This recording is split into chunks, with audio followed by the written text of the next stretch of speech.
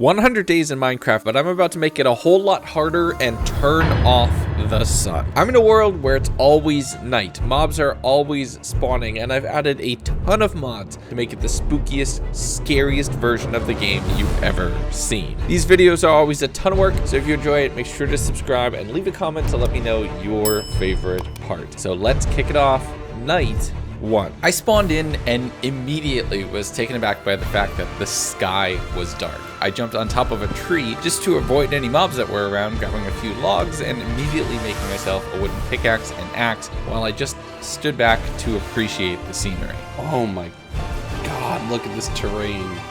This is so beautiful. Now I don't have anything and there's mobs everywhere because, well, it's the middle of the night. So being mobile and killing skeletons while just trying to run around grabbing black stone for all of my recipes and the little bit of iron that I could see exposed on the surface was the only thing I could really do right now. I spent some time breaking down flint while I was waiting for things to smelt because a piece of flint would be super useful, and made myself a quick furnace to smelt up all of the iron that I could eventually make myself better tools and weapons. Now I installed a tree felling mod, which means if you use an axe, anything that is a natural tree just all gets chopped down in one go. That's partially so I can do it while on the move. And then I was wondering, So what is this thing? New night. Oh, it makes it night. So is this world always gonna be night? Oh no. That is so bad. Okay, so there will be no respite from constant mobs and horrors and spooks for the entire duration of this 100 nights, I guess. Let's get at it. My first thought was get some light. That will fight off all of the mobs, making some torches and then being jump scared by a much creepier version of a skeleton. What is this? Oh, I don't like that. I don't like that at all. I really only have rotten flesh to eat right now, so while I'm fighting the horrors of my psyche, burning some sheep alive, yeah, that's gonna get me a meal. There's also coal and iron as I climbed up the mountain, being able to find it mainly by using the shaders and the iron that was glowing. I dug down into a little pocket cave and there was tons of iron here, enough that I would be able to fully equip myself, so I took the time to just gather what I could. And getting a chest plate on, that was a great way to end the second night. Night 3, I finished up my iron armor set and made myself an iron pick in case I could just be able to break a whole bunch more blocks. Grabbing some cobble, and with my shield, I'm actually able to fight the skeletons head on instead of having to run around in circles. But if I'm gonna wanna see where I'm going, a torch in the offhand is definitely gonna keep things bright. I just spent a good chunk of this night harvesting more iron, getting all of the resources I think I would need, looking out in the landscape ahead of me, a constantly dark night, the stars above. It's gonna take a lot to try to survive this place. Being constantly jumped by skeletons and so many different versions of creepers, I figured my best way to survive was to get out of this valley and find a safer spot. Night 4, I realized that there are baby skeletons in this world and they are super annoying. You'll see more about those later, but I was able to use the bones to immediately tame a wolf. Dog, dog, dog, dog, dog, dog, dog, dog. Yes! Now not alone in this world anymore, I spent a little bit of time just felling trees and cooking and killing sheep to be able to have mutton so I could eat so I wouldn't starve to death. There's also a bunch of iron just exposed on the surface in all of these different biomes, and using that is making life so much easier. But just as I started to make my way out of the valley and into a birch forest, tragedy struck. No! No! Oh, that took all my meat. That was really worth it. What was that creeper thinking? I know what that creeper was thinking, boom, but I was thinking, hey look, a village. There's gonna be a bunch of supplies there that I can steal. I grabbed the brewing stand and saved them from all of their potential drug habits, finding cats and taming a few of those, mainly just so I could have them. I didn't want to feel lonely since it was night all the time. But as I lay down in the bed, it said no amount of rest can pass this night. Looks like I'm gonna have to take this one just like the hardcore world. Day 5, where as I was standing around, I saw wisps of fire off in the birch forest, and yeah, something about that seemed ominous. My dog friend helped me a ton. As we continued to make our way into the woods, things got a little hairy pretty quickly. There were creepers and those corrupted skeletons everywhere, and I accidentally killed the fire? I didn't know that that was something that I could do, and that probably won't come back to bite me later or something. I've read fairy tales. Nothing bad comes from killing the forest spirits. But as I banked some resources and fed my dog to make sure that they were full health, I went back into the forest, and the first of the enchanted mobs reared their ugly head. What the heck is that? No, dog! No. You killed my dog.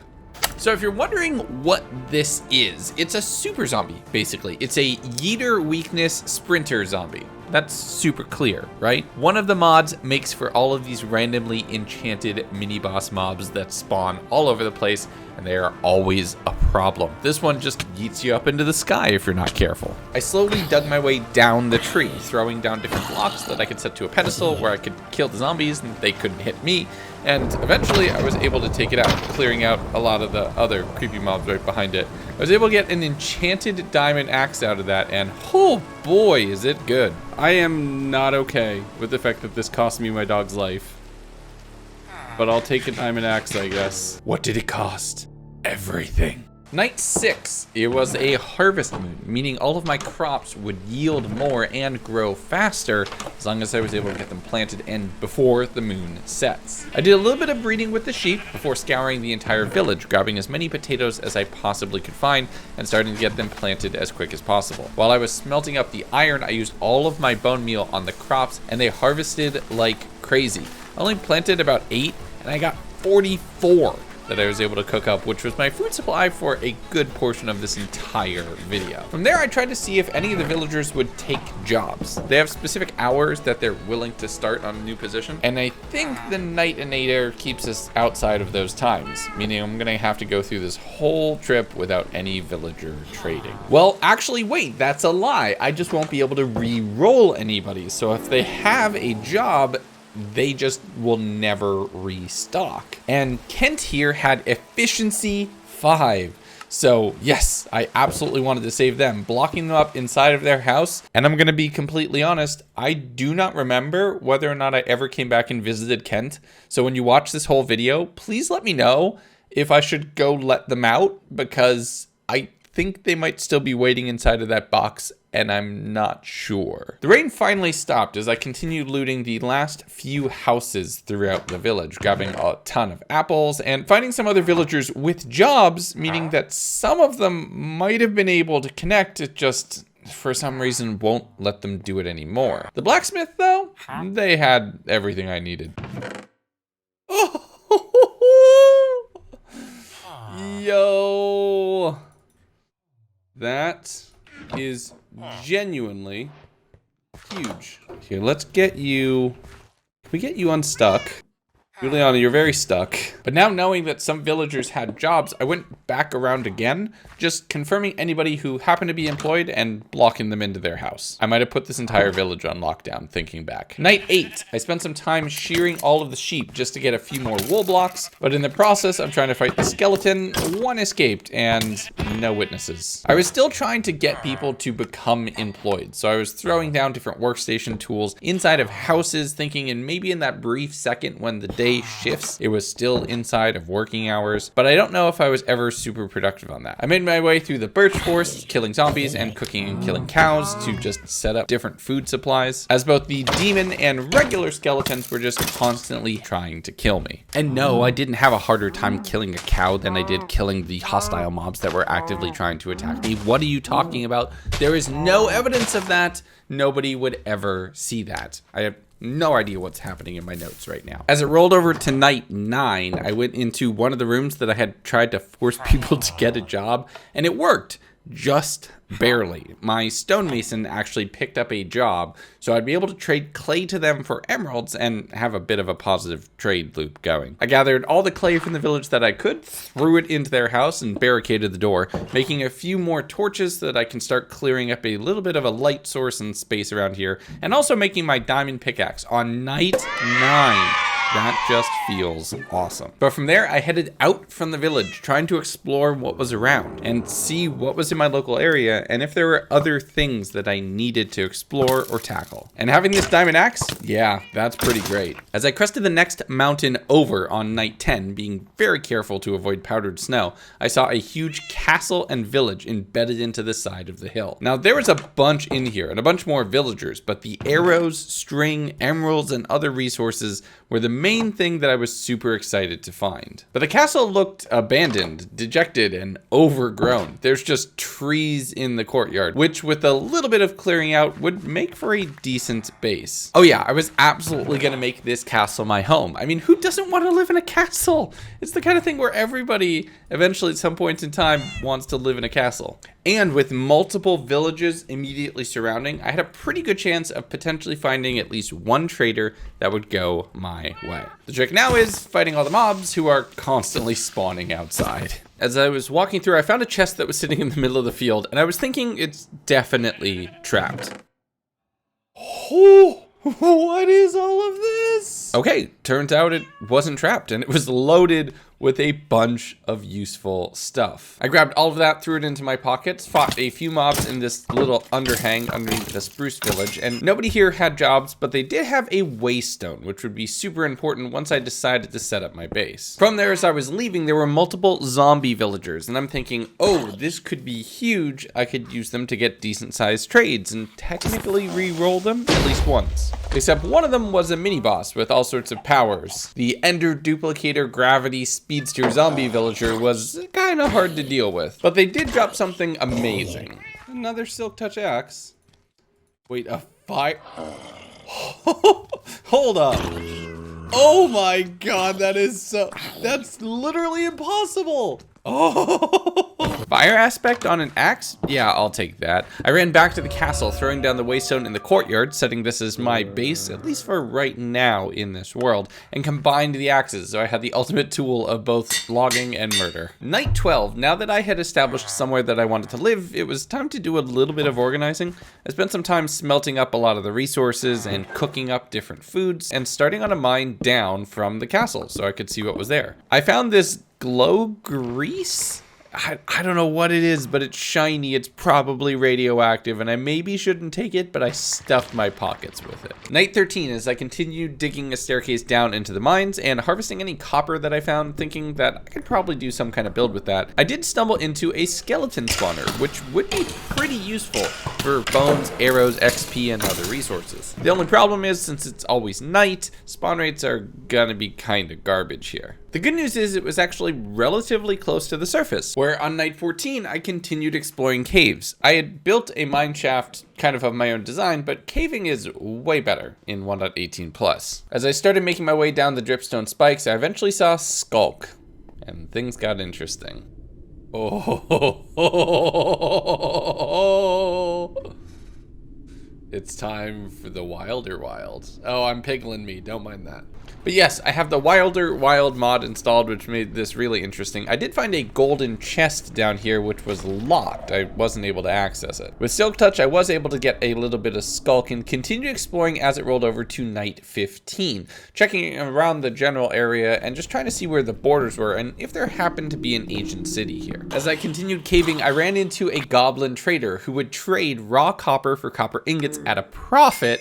So A, I didn't have to do any smelting, and B, that was massive for XP and for trading purposes. I dove back down into the deep dark and did a little bit more looking around, but I wasn't seeing anything. There was surely infested caves, but no city structures around here. So I headed back up and continued my way up to the surface on night 16, where this one was mainly about putting out all of the copper and thinking that I would let it oxidize, and then remembering that it was far too close to each other while I banked a bunch of the resources, picked up all the copper, made sure the iron golem wasn't gonna kill me one of these days when I walked out the door, and kept running over to where I'd seen some lights, finding a different kind of spruce village that was built in with a bunch of different sheep who I was able to breed, emeralds that I was able to grab from the chest, and different resources that I kept collecting collecting on night 17. This place was completely abandoned, probably because it was loaded at night and zombies had taken care of everything. But as I was running around grabbing wool, thinking that if I ever do happen to find a deep dark, I'm gonna want the wool. Plus, having a bunch of mutton on board to be able to cook that for food, that's definitely not bad. Night 18, the second I walked out the door, I was blinded, so I immediately noped my way back inside and made sure that I was set up for combat with the shield in my offhand instead of a torch. There was a creeper camping out in the boat with the villager that I had collected, so I quickly dealt with that situation.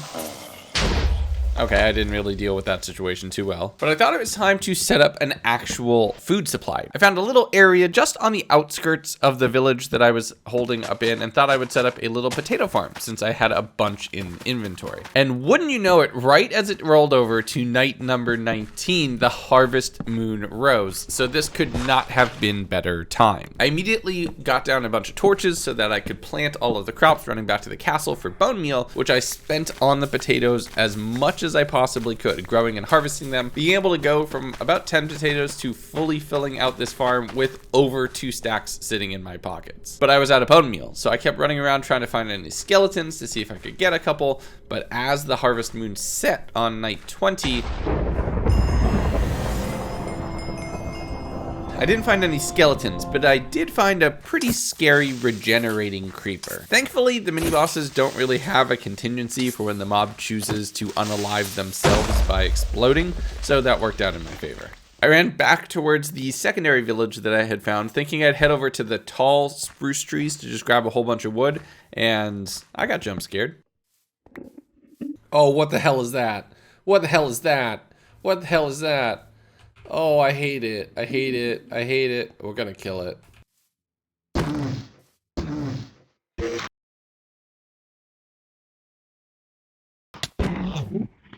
Oh my god, it hits like a truck! Oh, I hate it. Yeah, the corrupted mobs are kind of spooky, and playing this game late at night, I genuinely had nightmares about that specific Enderman. But before the night closed out, a couple different boss mobs, including a boss skeleton, appeared. This one was relatively easy to kill. They didn't have a lot of modifiers, and they dropped a pickaxe with unbreaking 2. That would definitely come in handy. Night 21, I'm still exploring, this time going by sea instead of by land to see what I could find along the riverbeds. As I started to crest the mountain, I just caught the top of a pillager tower, a better one, honestly. I really love some of the ways that these mods enhance vanilla structures. Inside the refrigerator was tons of pie, bread, meats, and a bunch of resources at the top, including a mending book, which was absolutely huge. I also found an allay in a cage, so I gave them a potato and made them my friend. While I was running around just asking a few pillagers some questions, I jumped down the mountain, hitting the water right on night 22, sinking me right next to a coral aquatic themed one of those chests. I broke it, letting all of the resources fly up to the surface, and oh my goodness was there a ton here. The guardian of that space though didn't want to give me their fork, just their shell. As I ran over towards yet another village that was plunged into darkness, I saw another one of the chests there and thought, you know what, it's time for more loot.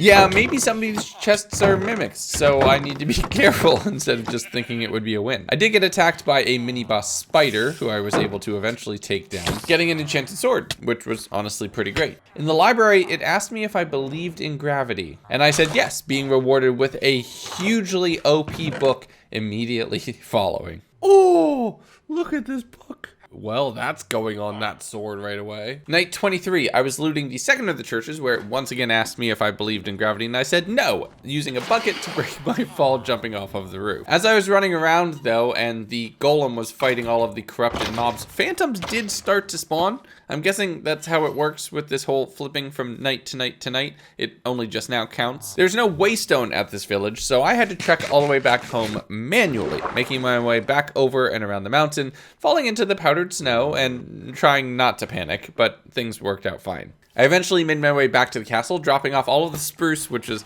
really all I had headed out for in the first place, as well as all of the treasures I had found, and organization is already starting to get a little rough. I threw mending onto my fire aspect axe, so I would never lose that, because that's just overpowered. Crafted a new anvil, and just on the morning of night 24, used that OP book to make an even better sword. I'm grabbing wool from any sheeps that I happen to see, thinking that if I eventually, or when I eventually find a deep, dark, ancient city, that I'll be able to navigate it safely. The constant flow of mobs, though, did make it interesting, and putting fire aspect onto them did mean that I was burning a little bit more than I had been in the past. The jump scares from the corrupted mobs, though, are probably the worst thing in the whole trip. But being reminded that phantoms still exist, yeah, okay. Nights are gonna start to get a little bit frustrating. It was raining on night 25 as I made my way back over to the spruce village, just continuing grabbing wool and wood and string so I could craft up additional bows. The villager that was standing in the courtyard had still not moved.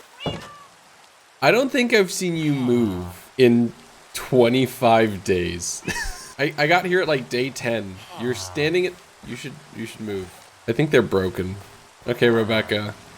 You stay right there. Now, a small note, for the next couple nights, I scuffed up the recording, so you're not going to hear game audio again until night 31. But at this point, with all the wool that I had collected, I figured it was time to jump back down into the caves to either loot an ancient city or get some lava that I could turn into obsidian to be able to go to the nether. As I was on my way down, I was jump scared by my mans, but spelled a little bit differently. He's also a goblin, though. Nothing super interesting on the trades as I headed down into the deep dark. Now, I didn't find an ancient city yet, and there's a lot more to be worried about with this wilder version of the deep dark, so I slowly made my way through, breaking shriekers whenever I could to avoid summoning a warden. I saw this thing that looked like a cat that was made out of redstone, and oh, does it hit hard. And despite my best efforts, I could just not kill that thing. So I let it wander off and do its own thing, grabbing some diamonds, being attacked by way too many mobs, and one of the abominations broke my shield,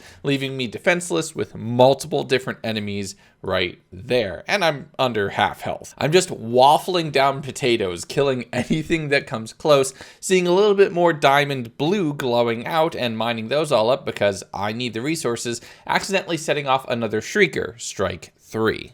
I kept collecting on diamonds, making my way over towards a golden chest. Now, not the one that I had seen earlier, but this one's still unlocked with a key, and oh, there was a ton of loot inside of here. That is genuinely wonderful. That redstone cat was back though, so I pillared up as high as I could, fired off a few shots, and they definitely hit, but I don't think they were hurting at all. I'll have to figure out how to deal with that thing later. Making my way up to an overhanged area and starting to dig through the wall, just trying to find into a different cave or something else like that, but I'm not finding anything. So I dug my way back out of the tunnel, rounded the corner, and oh, there's a warden standing right there. I ran as fast as I could down the cave, hoping that it had not yet logged onto me, digging into a wall and straight up as fast as I possibly could to get out of the range of a sonic shriek. As I dug up into a lava pool, I'm thinking, oh great, this is the end. But then remembered that I actually needed a little bit of obsidian. I dug over a few blocks, back up, and what do you know? There's a pool here that is perfectly useful. Throwing down some water and mining obsidian in the most annoying way possible, I grabbed as many blocks as I needed, digging up into a huge dripstone cave, and then just continuing to staircase my way up before making my way back to the castle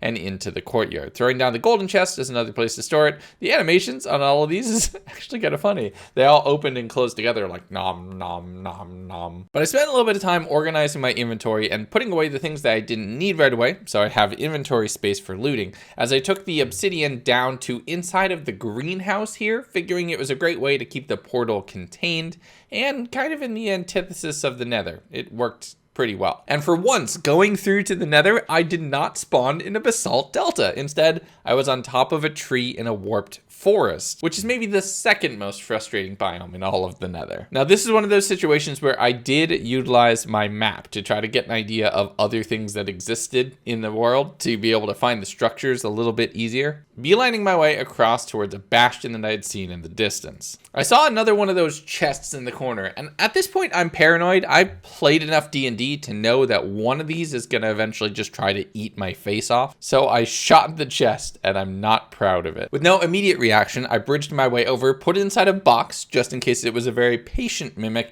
and then opened it up to a ton of loot sitting inside this would come in handy. With all of that and the chest itself safely placed within the bundles in my inventory, God, I love bundles, I continued digging through the wall, emerging overlooking a bridge bastion just waiting to be looted. From there, I ran across the bridge, dodging hoglins and piglins alike, making my way up towards the large pile of gold, because I might not be a piglin right now, but that is definitely useful, especially for bartering. I captured one of them in a hole and threw all of their gold right back to them, and they rewarded me with a ton of useful items, while I spent some time checking the map, trying to find a fortress somewhere nearby. Night 32. I'm still looting the bastion, just trying to run around tunneling through the walls and not looking for a direct confrontation. I'm not on Dominion, so they hate me here. But if you want to see a series where the piglins think I'm the absolute best thing ever, go watch Dominion. It's amazing. Lava buckets do a lot of the work, or just shooting them from range is definitely how I want to take this. I am not in good enough armor to take on a bunch of axe-wielding brutes right now. The chest near the top had a bunch of decent gear in there too. Some blocks of gold, obsidian, and some soul speed boots. A bunch of golden carrots, a diamond shovel that was enchanted, and that would work well, and my first piece of ancient debris. But the fire res potion was probably the most useful thing I got from the bartering, and I was able to hurl off of the end of the bastion, bridging my way across and just continuing to search my way through this nether. As I cracked through the Soul Sand Valley and using my world map to try to find a fortress, I'm no speedrunner, I did eventually dig my way directly into one, killing my first wither skeleton and literally getting a skull on the very first one. With that inadvertent advancement out of the way, I was mainly looking for a blaze spawner, making sure to put the little bars across so the wither skeletons couldn't come and jump scare me from behind. And since I was fire resistant and I had a sword that already had looting on it, this was actually a relatively straightforward fight. The problem I had was when I accidentally bopped one of the zombie piglins, and they all started coming at me from different directions as well. I was eventually able to clear them out, grabbing all of the blaze rods that I needed, finding some netherwort and gold in a chest, and then heading over and finding a bunch of netherwort in one of the garden rooms on the other side of the fortress. Night 35, the zombie piglins were still mad at me, and I wasn't really prepared for that. They kind of jump scared me, but I was able to barricade them off and make my way back towards my entrance, seeing a ghost stuck up in the corner. I tried to smack it with a sword. I don't know why I thought that would be smart. Using bundles to store all of the different disparate items. I am team bundle now. I made my way back through the Soul Sand Valley and just had to deal with being watched. What is it with me in these series and eyes just watching me from the void? I don't need this. Get this away from me. My own personal horrors aside, I continued through the valley, and on night 36 made my way back into the warped forest, continued working my way across, and then digging a tunnel straight over towards where I knew my portal was, going through and returning back to the greenhouse, back into the overworld. I banked a lot of the resources into the chest in the courtyard, and then stored the gilded blackstone inside the castle itself, hoping to set up some sort of treasure room later on to store everything. I did a little bit of exploring, finding a few rooms that I had missed before, with bottles, potion ingredients, and some different plants right next to a bed, which was useless because I can't sleep. Night 37, I'm continuing to work my way across all of the battlements, finding my way down to a small section of one of the towers that was blocked off from the courtyard, but also really only accessible by scaffolding, which was kind of weird. So I moved the scaffolding up, placed down a couple doors and a little bit of an entrance to set up an enchanting space here. You can actually put sticks down as part of this mod pack, so I made myself a nice little pre-bamboo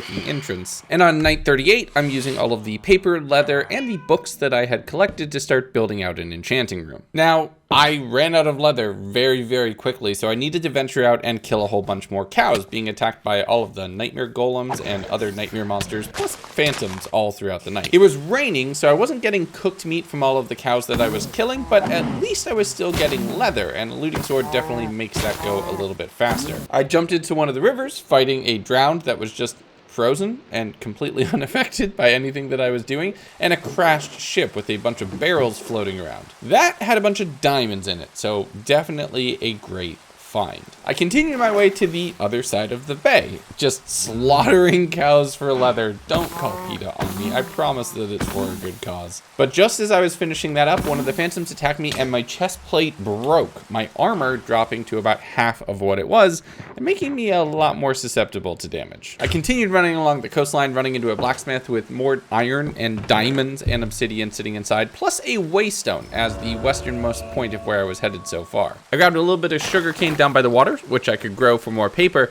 and as I went to rename the waystone, I got a little bit of a jump scare.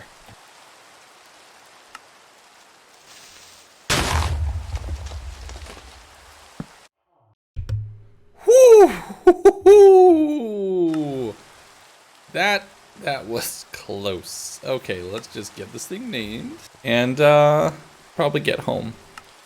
Unnecessarily scary.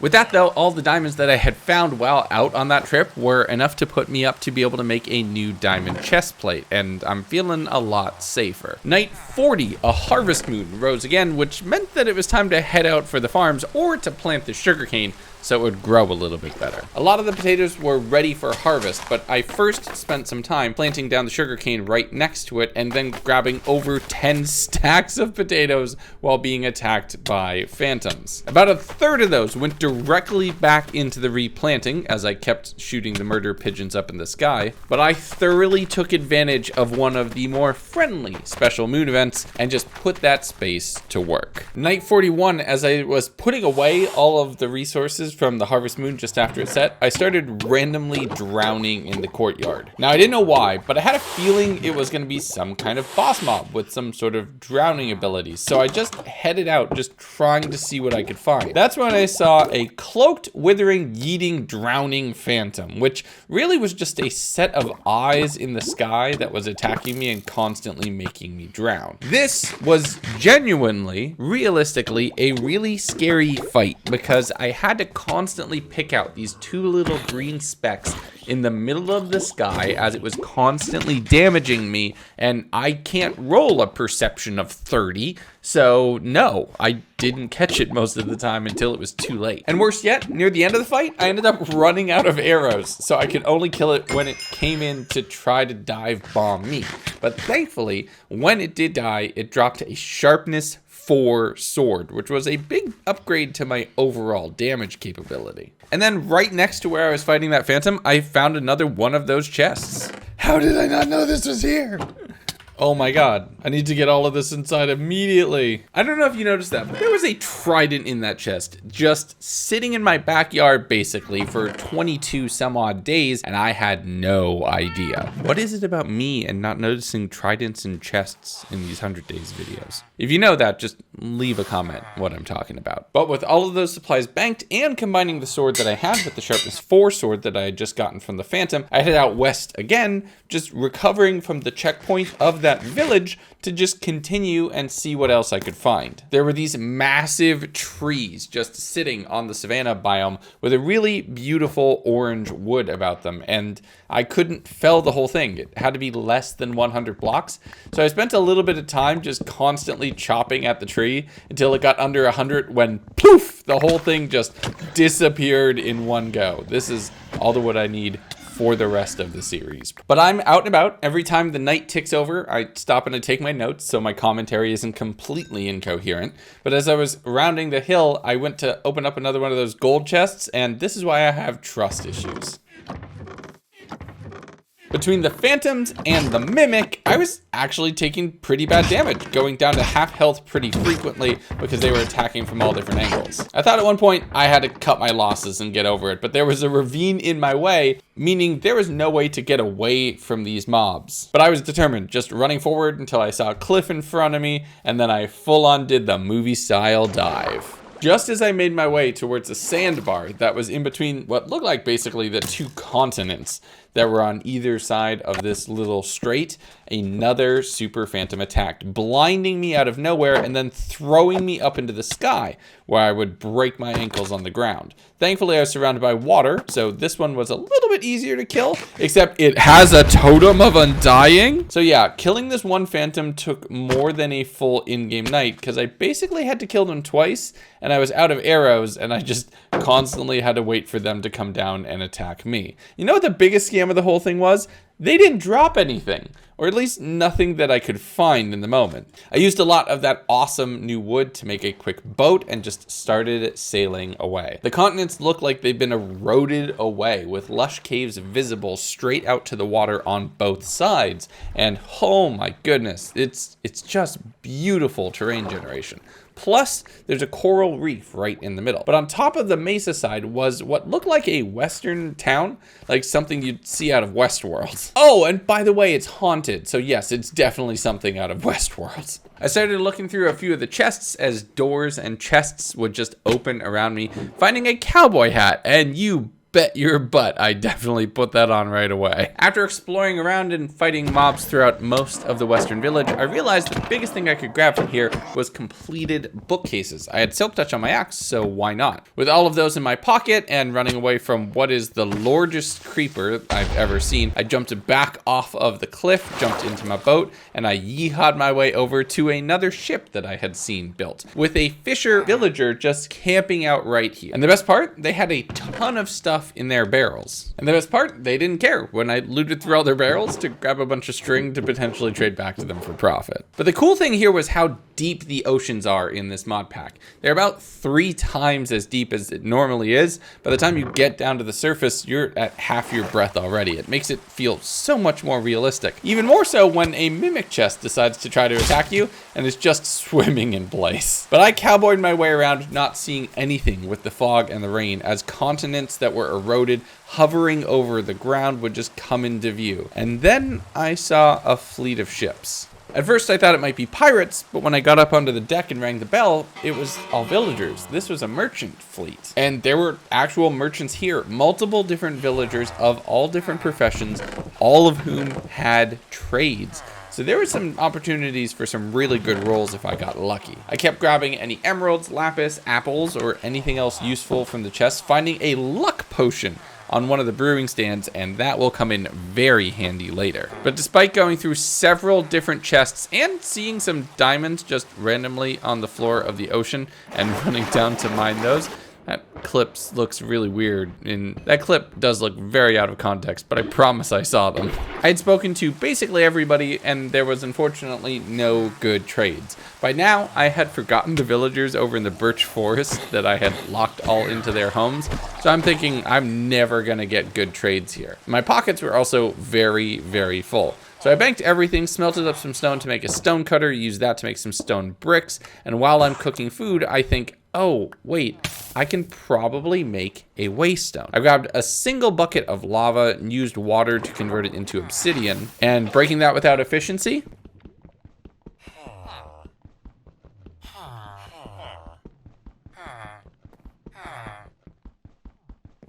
yeah, that's annoying. Thankfully though, you can craft waystones. Using that obsidian, emerald, and some stone bricks and an abyss watcher, I was able to make a waystone, throw it onto the deck, and link the fleet in to my network, warping back home in an instant.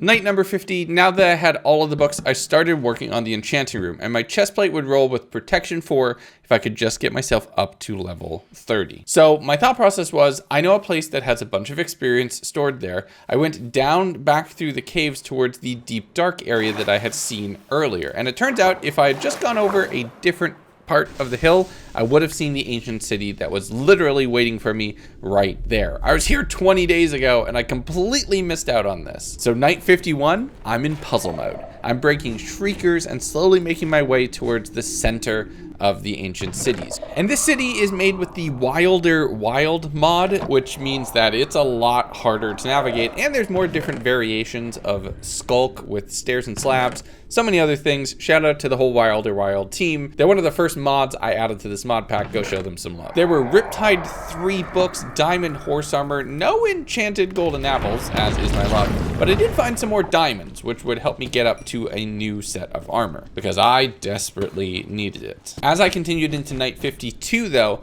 I am smart enough to be able to use the wool that I have to block off chests and make sure that I wasn't setting off any of those Skulk sensors so shriekers wouldn't get called. But the eyes always mess with me. Oh, come on. Why? Why would you add that to the game? Why? Why is it always eyes watching me? And then, literally just as I was thinking, I missed the Swift Sneak enchantment from my hardcore world. That popped up in the very next chest, so I had Swift Sneak 3 again. That was kind of the point where I realized I needed to get out of here and just collect all of the resources I had and head back up to the surface. Not before I would go absolute goblin mode though. Seeing another chest and opening it up up for some Protection 4 Unbreaking 3 pants. Basically a god roll with Curse of Vanishing, but who cares about that? So with that, I thought I had found everything I wanted until I opened up another chest and saw an ancient horn. Time to go, time to go, time to go, time to go, time to go, time to go, time to go, time to go, time to go, time to go, time to go. It heard me yelling, it's time to go. With a warden spawned, I was just trying to sneak my way out of there and not setting off more shriekers. Running my way towards the edge of the space and then purling up to a higher level to get further away from the warden that was already spawned. I jumped into the water channels, saw my glowy blue friend down there. Bye. Headed all the way up, got knocked down, jumped back into the water, and was barely able to recover from a catastrophic fall, getting back up to the surface and using that horn for the very first time. So my microphone was muted there, but I think I can recreate what that sounded like. Oh my god! What? That is crazy! Yeah, I was excited. And, well, yeah, I spent all of night 54 Sonic Boom in every single mob that I could possibly find. The thing was, though, I think it causes less experience to be dropped. If anybody knows the mod, please let me know. And actually, I'm also pretty sure I had just put mending on something, so I wasn't gaining any levels, which was a bit of a problem. It was fun to do all of the murders, but I did need to get up to level 30 so I could get Protection 4 for my chestplate if I wanted to make sure I was going to survive. And that continued into night 55, and here I realized I had a problem. You know those diamond pants that I found just a few nights ago? There's a reason I'm not wearing them yet, and that's because the iron pants that I'm wearing currently, they have cursive binding on them, which means I need to break them if I want to be able to wear better armor. So I'm just running around and killing any mobs that I see. I did loot another one of those chests, and it had a bunch more bundles in it. And honestly, bundles are just amazing now. But that continued into night 56, where it was a blood moon, which is good news for me. More mobs for me to kill, meaning more experience. But also I needed to be very careful that when my pants broke, I wouldn't just immediately get killed. This child eventually did break them, getting me down to half health before I could throw on my Protection 4 pants, and the horn is great for just clearing out crowds and saying nope. This was getting hairy until a little bit later in the night when I ran up a mountain and headed up towards a volcano, grabbing a few blocks of emerald ore and then making a big mistake in the center.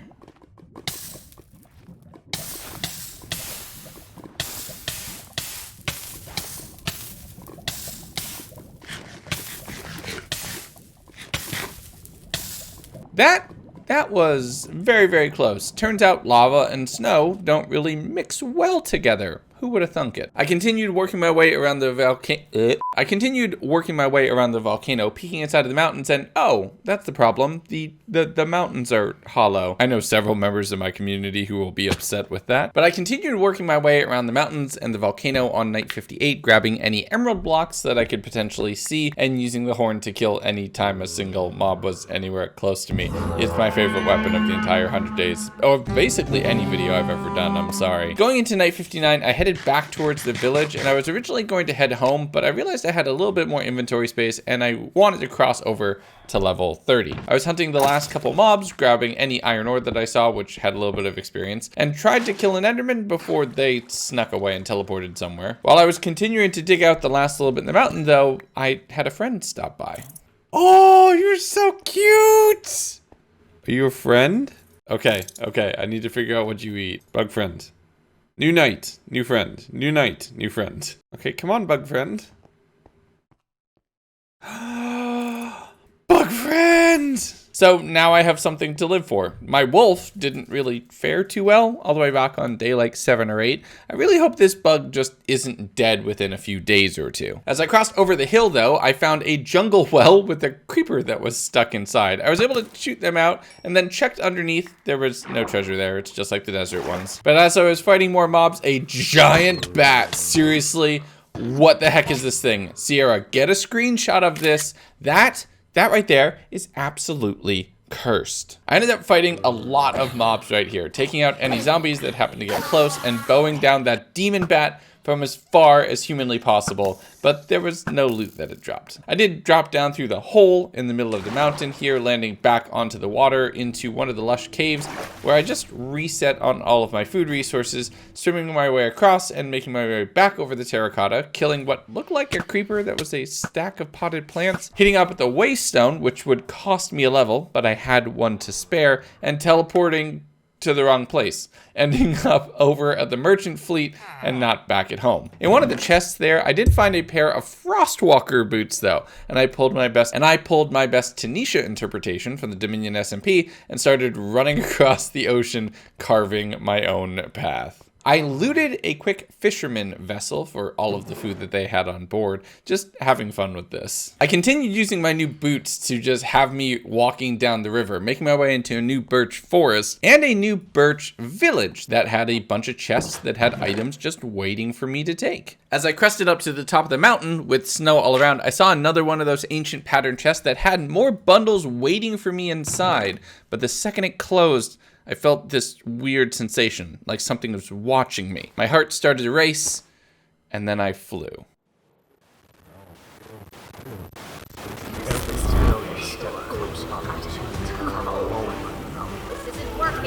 Come home. With whatever the heck just happened, I'm standing back on top of the mountain. I grabbed all of my stuff and ran. Anything with Curse of Vanishing lost to me as I booked it down the mountain, heading over to the water, so if that phantom happened to swing by again, they wouldn't be able to pull me up and make me fall to my death? Huh. I saw another one of those coral chests underground with a bunch of emeralds and just other resources that I just threw into the bundles and kept, using my Frostwalker boots to run over the water. I'm single-handedly destroying the ecosystem, but we are pantsless, so we need to run. I gotta say, running with Frostwalker boots on top of an ocean monument to get away from a phantom that can pull me up into the sky is a brand new sentence in Minecraft, and I don't think anybody said that before, so that's special. On the night of the absolute best video game console ever, I was running along the ocean and I saw a drowned with the trident. I thought I could use the horn to blast them through the ice, and oh yeah, that totally works! But they didn't drop the battle fork, Sag. I did find another chest underground, which had some okay loot, nothing too crazy to write home about. The next one though was bonkers, a suspicious eye, which could potentially turn a chest into a mimic. Great if we were using this on a server where I could prank one of my friends, maybe potentially useful for me here. But I continued running along the ocean until I saw torchlight in the distance, a more vanilla village generated just on the edge of the coast here. And the vanilla ones are the ones with the waystones in them, so I can use that to get home. I'm not level 30 anymore, so level conservation doesn't really matter at all. And I returned back to the castle feeling that something was wrong, but I still had more to do. The next morning, as the harvest moon rose, I was busy organizing my inventory. I had 4 bundles of just assorted items of so many different stacks and not enough chests to store them in. I took some of the diamonds to make up a new set of diamond pants, since I had lost mine with Curse of Vanishing, checking to see what it would cost to put Swift Sneak 3 on them, and it wasn't the right time for that yet. Realistically, I just kind of walked around the castle for the better portion of the night, just trying to think of what I should do next, how I could recover from all the progress I had lost, and where I should go. On a night that is just pretty accurately creepy for what I've been dealing with recently, I threw an ender eye and thought, let's go kill a dragon. I found another one of those chests that had a netherite hoe just sitting in it. That's 2 for 2 on endgame loot just being delivered to me without warning. I kept following the pearls, and of course they started leading towards the volcano, but I did take a quick moment to check out the rival castle and grab all of the loot that they had nearby. As I started walking back over, it rotated to the next night, and I'm just trying to triangulate which chunk to dig down in to be able to get down towards the stronghold. My LA friend also just happened to pop back towards me, and at some point I threw an eye and it went down, but this would be a little bit wrong. I spent all of night 67 digging down and 68 right there, finding a goblin trader who I could trade for both pearls and end rods, which is an amazing sign. They always do this trade somewhere near the stronghold in case you're 1 or 2 eyes short. But as I kept digging down, I ended up in caves and I ended up in the deep dark, which is concerning, but no stronghold. On night number 69, I was all the way down to the bedrock, and despite having caves to explore and an ancient city just chilling here with no warning, I think I might have made a mistake and dug down one chunk over. The problem now was I didn't remember where I was in comparison to my original spot. So I dug all the way back up to the surface and I thought, you know what? Let's just move one chunk to the left and then dig straight down again at 4-4 and maybe it's there. Maybe I was just right over the chunk border and I didn't notice. And you know what? Yeah, I actually fell through the stronghold entirely before making my way back up to get the I Spy advancement. As I started navigating, I saw what was a door where the button was the only thing visible in the wall. Going through that, I made my way towards a library that was covered in ash and cobwebs. I didn't know it was ash at the time, so I'm just trying to dig, and I broke one of these stone brick blocks, finding deep slate immediately underneath. Now, originally, I thought this was the ancient city, so I just dug in a little bit to see what was going on here, and nope. This was very much not the ancient city. This was a massive crypt filled with ash, lava, cobwebs, and a lot more craziness that we don't get into for another 10 nights, but oh boy, does that get spicy. But that's something I'll deal with later. So I went back into the stronghold, going through another one of the passageways, eventually making my way towards the portal room. And guess what? Yep, you know it. I'm one eye short. Welp, it's time to make a quick little nether portal using the water and lava casting from the lava underneath the portal itself. And I headed back into the nether, ending up also in the warped forest and, according to my map, not too far away from where I had been. I threw down waypoints at both ends and basically just dug a tunnel from one location to the other, knowing where I needed to go, heading back up towards the portal inside the greenhouse, heading back over towards the castle, grabbing another blaze rod and making an Eye of Ender, heading back over through the nether towards the portal, and then, okay, now that we've actually done it right, go kill a dragon. Woo! So my thought process here is pretty simple. Kill the crystals, kill the dragon. We're not using any of the modded ends for this specific pack. This one felt a little bit more safe. Maybe I'm further away from where Destin is kept. The only downside was the horn didn't work on the dragon, which, oh, believe me, was such a bummer. I so desperately wanted to be able to kill the dragon with this horn. But I've improved as a Minecrafter so much over the last 2 years that shooting all of these crystals with a bow is second nature to me. I usually nail any of these shots within 1 or 2 and get a few good shots on the dragon directly. I wasn't gonna give up on using that horn though to do damage, even though it totally did nothing. I did end up underneath her, throwing a few quick jabs into her throat, being yeeted up into the sky, but I had pearls on board because a phantom tried that with me, and now I'm prepared. Well, I'm not prepared for everything, that's just weird. The only problem was I was watching that progress bar on my bow dip further and further and further, and when it had only 1 shot left, well... Alright, bow, you've served me well. Am I seriously out of arrows? I'm 1 arrow short, so I can't break the bow.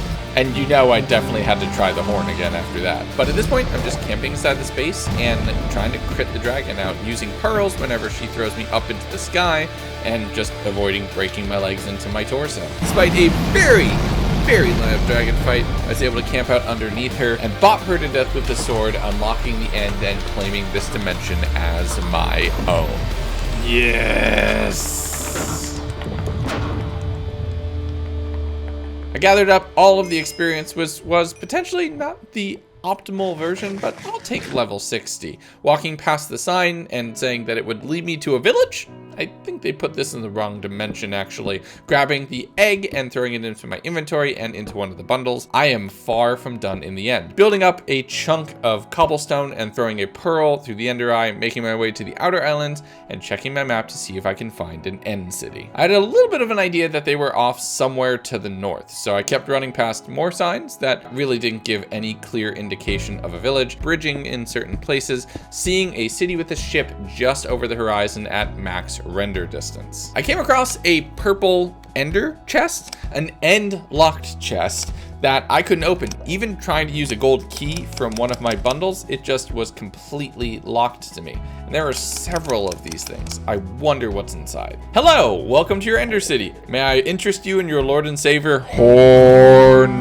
But in general, I didn't have a shield and I didn't have a bow, so I had to do the best I could to make sure that I wasn't dying while constantly using the levitation effect to move up to the upper levels. I'm just chugging down potatoes like a Skyrim player and using the horn to be able to kill any shulkers to make it a little bit less chaotic. There's a bunch of diamonds and high tier enchanted books at the upper levels of these, including a protection 4 Unbreaking 3 diamond helmet, which put me to the best in slot gear and was the end of my cowboy days. The generation here was a little wonky though. There was additional towers generated out of the tops of roofs of other buildings, and it took a little bit of time to try to navigate my way around, dropping down into a space that had an ender chest inside that I'd actually never crafted an ender chest before this point, and I tried to not do that until after I'd killed the dragon. I don't know, it's just a weird thing with me in Minecraft. But as it crossed over to Night 75, I made my first few shulker boxes.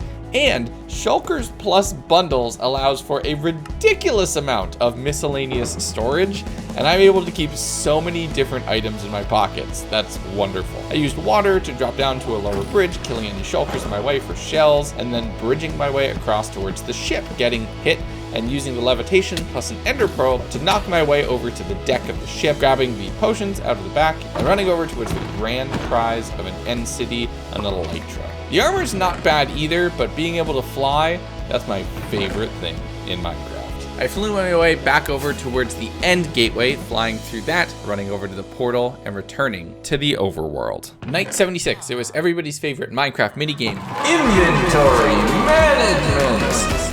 I'm really hoping that we're gonna get an inventory update at some point in time in the future. I organized all of the loot, putting up the wither skulls that I had found somewhere along the way, and enchanted my chest plate with protection 4, my boots with protection 3, and then did a little bit of enchanting on books, getting 2 Feather Falling 2 books, which would come in handy, then a Feather Falling 4, which kind of invalidates anything else, unbreaking anything that I could find, and I saw Riptide, but I had that, so I just kept enchanting books, trying to find whatever else would come up. On Night 77, and combining other books to get Swift Sneak back on my pants, Riptide onto the Trident, and a few other things that I just desperately needed. Infinity was the next thing that would roll on my bow, and considering how much I've struggled with getting arrows, that definitely seems like a big win. And since I haven't found any mending anywhere, that's basically a perfect roll. But we're gonna need to get up to level 30 to be able to use that, so I stocked up on what I could and headed back over towards the stronghold entrance. Having to fight another one of those undying skeletons. Go ahead, Sierra, play the clip. It has a totem of undying?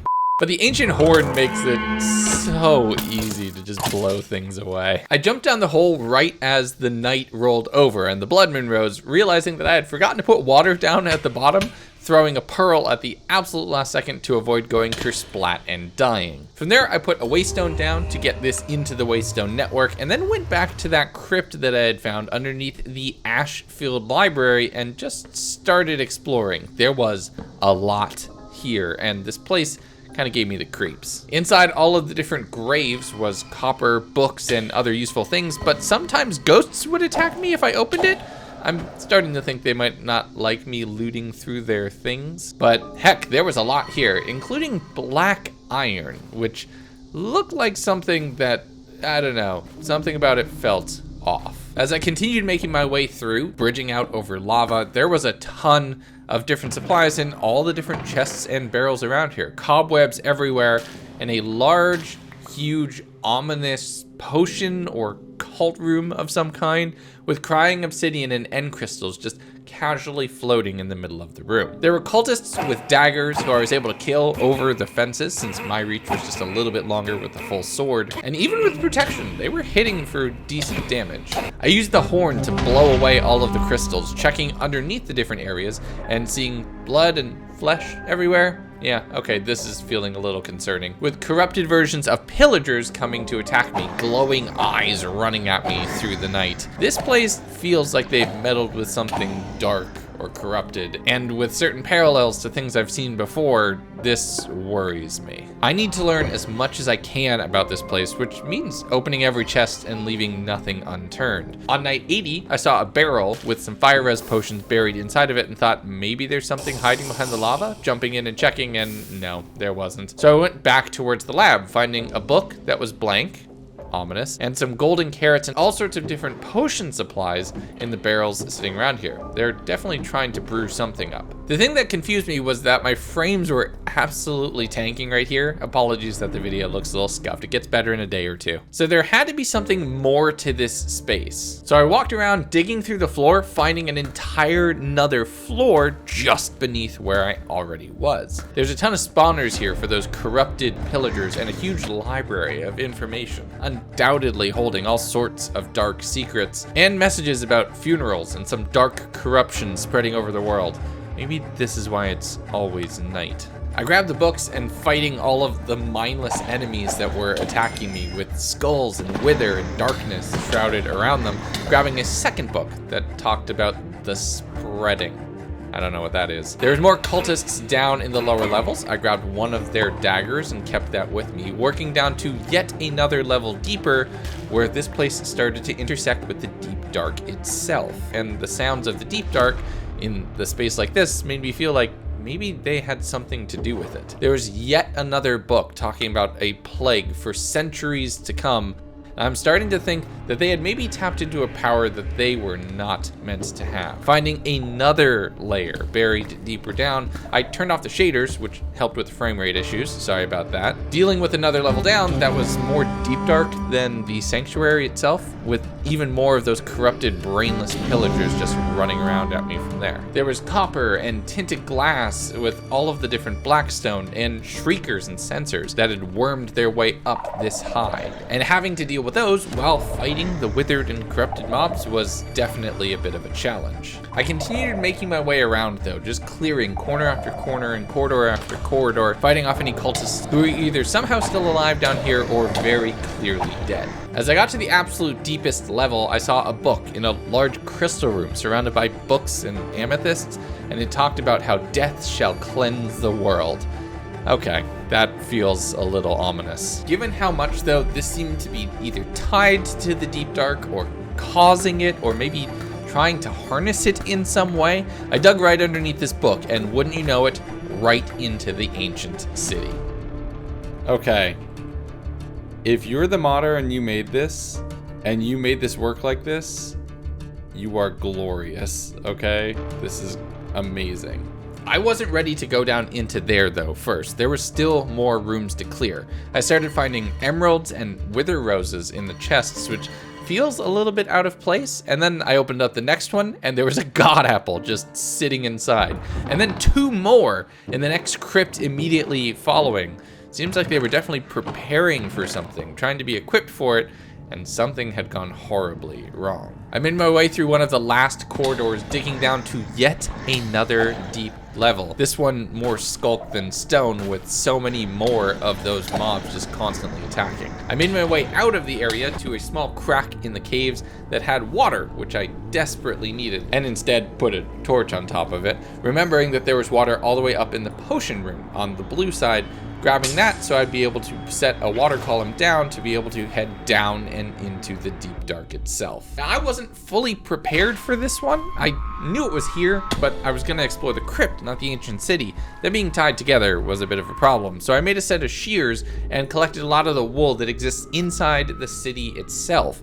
Honestly, this is just a great design decision, gameplay aside. As I was looking around for more answers into what was going on here, or why I had been brought to this reality specifically, I found fragments of a music disc, maybe a message from another me, or something else I had to hear. There's also tools, which would be extremely useful. An efficiency 5 fortune hoe, which was just perfect for dealing with this space. And I tried to do my best, throwing wool around any sensors and shriekers that I couldn't break in the combinations, and breaking any shriekers that I could single out, finding yet another hoe, this one that had mending on it, so I'd be able to keep that one forever. And in the very next chest, 2 god apples. Oh my god, that is worth the 2 extra. Oh, and then another Swift Sneak 3. Okay. Let's put that there. Okay, we gotta be very precise with our loot right now. Very low on potential strikes on shriekers. I just tried to find a way out of here that didn't involve retracing my steps and having to get in the water and potentially setting off another. I did find a dungeon nearby with not a ton of loot, but being able to clear a zombie dungeon instead of dying into it, and knowing that I'd be safe to loot all of my different inventory items here felt like a good respite. As I headed back into the city on night 87, the blood moon rose again, and I oddly felt safer here than anywhere else in the world. No mobs will spawn inside of a deep dark biome, which means, ironically, the safest place to be in the world right now. So I took advantage of that, using whatever wool I had left to loot as many chests as I possibly could, just trying to find answers or other loot that could be useful. The echo shards seemed like maybe I could do something with those, grabbing potions and just continuing to push my luck. The supplies here are especially useful. I found another ancient horn just a little bit after that, and some decently enchanted pants right next to them. In front of one of the chests was a shrieker that I thought I could break, missing another one just over the corner, which was my final strike. I walled it off, thinking that that was it, and I was safe to loot the chest right here and grab the diamonds nearby. There was another ancient horn inside, which was awesome, but there was also another route to another shrieker. Time to go, time to go, time to go. We're just gonna stay really far away and hope for the best. I'm in no shape to fight a warden right now, so I just camped out at the other end of the lava pit until the blood moon passed, digging my way back up to the surface on night 88 to get my bearings and get me somewhat closer to home. It took a good chunk of time making my way up to the dripstone caves before I would finally see the sky. Swimming up a water column and digging into a giant stalactite for a temporary base, using my elytra to fly through, realizing that that was mainly render distance, and then finding another way out through a crack in the volcano, which I always knew that there was something underneath that mountain. With my suspicions validated, I returned back to the castle and dropped in on everybody to celebrate. Sup everybody, how you doing? That night, I did a ton of organizing, combining all of the books I could, placing down the soul braziers to give the castle a nice haunted, spooky Halloween feel. I combined all the shovels to get the best possible version, organized my shulkers with all of the god apples and other resources that are there, emptied the bundles, putting everything there away and storing those into the shulkers for infinite storage. I then tried making some armor or different things from the black iron, and I could make blocks, but they didn't craft back out down into ingots, so whoops. Blocks do look pretty cool though, so I just placed them around by the blacksmith using the pedestals, thinking that they could hold items, but no, I just put some torches on them instead. And at this point, I'm starting to outgrow the castle, but I can already hear the whispers in the distance, and I don't know how much more time I have left in this world. I ended the night doing a bunch of enchanting, finally getting Unbreaking 2 on the elytra. It's not ideal, but it's probably good enough. The next night, however, there was more looting to be done. I flew back over towards the volcano, diving through down to the lower levels, finding a bunch of diamonds glowing out in the middle of here, and a distinct absence of lava. There was a golden chest, which thankfully I had a golden key for in one of my shulker boxes, which I used to unlock a chest and then immediately relock it with the golden padlock. Oof, that's a big fail. Just as the night rolled over, I used my second golden key, after doing a little bit more diamond mining, finding yet another god apple, and some diamonds, key pieces, and a few other things. Overall, definite plus. I used a little bit of water to head down into the ancient city, making my way over towards the dungeon, finding some diamonds sitting right there, and just exploring everywhere around. I was, once again, short on wool. I had used everything, so I made a new set of shears to collect all of the wool from throughout the ancient city.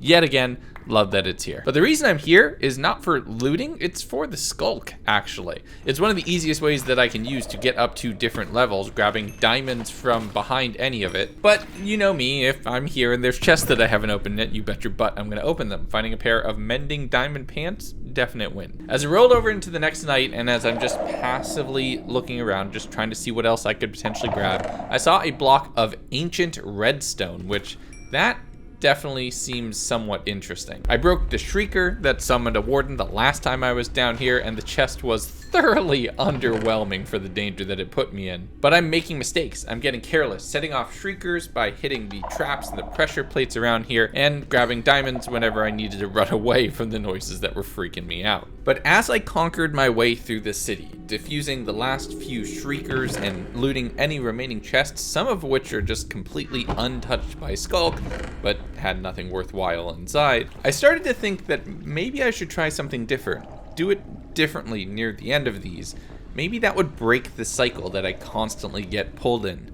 Maybe the warden is what's holding me back for Decim. And in checking my inventory, I realized I'm gonna need a bow for what's about to happen next. I flew up through the volcano, finding a much easier access route down to the deep dark than how I was making my way down here before, throwing down a bunch of torches so I could easily re-find my way back to here, making my way all the way back over to the castle and checking through the loot that I had. There's an Infinity and Power 5 books, which I had just enough levels to combine, but I was going to be short to be able to actually put that onto a bow. So I threw an anvil in my pocket, flew all the way back over towards the deep dark, doing a lot of harvesting of the skulk in the walls as the primary way of getting even more experience. Once I was quickly up to level 11, which is where I needed to be to make this all work, I enchanted the bow, and I thought, let's try something crazy. So the goal is to summon a wither, and then be high enough that it won't attack, so I can kill it. I don't know if this will work. Let's try. I flew down into the city, just trying to find a Shrieker that was relatively close to that high perch that I'd be able to maintain a higher position over the warden. And there wasn't one. There was only the one off by the lava. Oh, that was my last chance.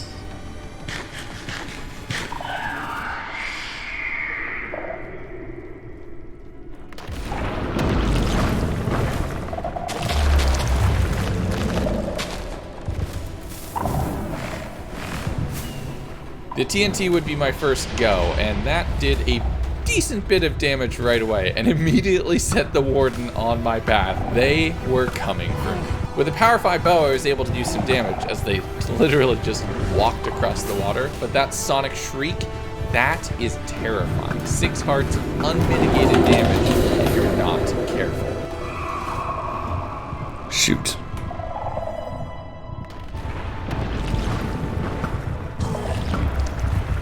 I'm trying to fly out of the way before it can boom me, and I didn't always succeed. At one point in time, I was debating whether or not I should just completely pull out and avoid this whole thing. But no, I needed to do this. Oh, come on! 3 feels excessive, don't you think? There were multiple now, but if I could take just one out, maybe that would be enough to break the cycle, break the seal. Thankfully, I found enough God Apples that I was able to tank a decent bit of this damage, taking a Sonic Boom without hitting my main health. I did run out of arrows at one point, and having to restock those while on the other side of a column, and getting hit by an attack there, that was a little nerve-wracking. But as I'm downing God Apples, flying back and forth night after night, just constantly evading attack after attack, this might not be the best thing to look at, but it definitely was exciting. This is unwatchable for some of you, and I'm sorry, but I'm killing this thing. And as I rounded the pillar, the multiverse was changed forever. Yes! Yes! I've never killed a word. I've never killed a warden before. Oh, that was so cool. I have never done that before. That felt good. All right. Warden killed. I don't even need a trophy. Let's get out of here. Ah, that feels good. Night conquered. Let's go home. With the warden defeated and potentially a crack in my prison cell throughout the multiverse made, I flew back towards the castle, wanting to commemorate this accomplishment. I had some decent loot, but nothing that the warden dropped themselves. Diamonds were able to be crafted into blocks stored in my chest for hoarding for all time, but a skulk catalyst placed right here next to the wither skeletons, the egg, the dragon's head, and my first piece of ancient debris.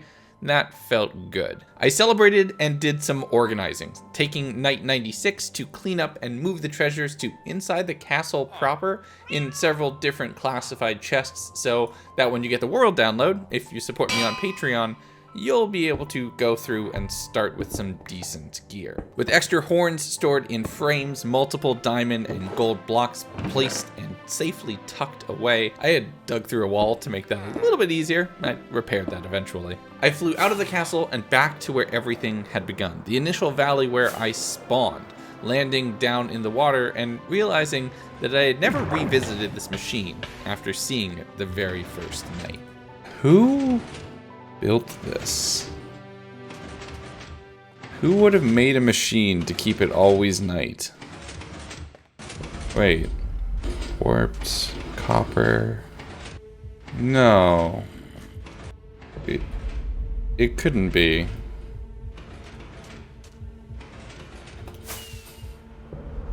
There's no way. It couldn't be that, right? It only clicked with me right as I stood there in front of the machine that I had seen that exact build palette somewhere else. A bunch of deep slate bricks, copper, amethyst, all sorts of different redstones and machinery, potentially some kind of mechanism to make everything work. The blocks matched, but yeah, there is copper here. No, no, no, no, no, that was not here before. Something's moving behind it too. Is this seriously? Was this a lab? Did they answer to Decim? Are they trying to work for them? Nope. No, I need to get out of here. It's the quickest way out. Let's go out. I can get out through the... I don't want to go anywhere near that again. Maybe down? Out's the way to go, sure. Put that.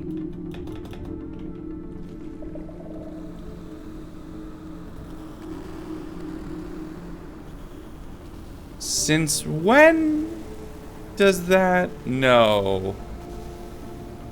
I mean, the obelisk didn't try to take me. It didn't. Is that where I should go? I don't want them to be able to pull me. I don't want to go that direction, but this doesn't exactly feel safe either. I don't know what to do. Why did they bring me here? What was their goals for me here?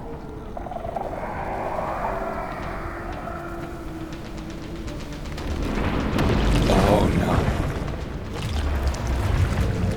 I don't have any. I have to go. Sometimes the only way out is through. Why are they always watching? Alright, you want to watch? I'll give you a show.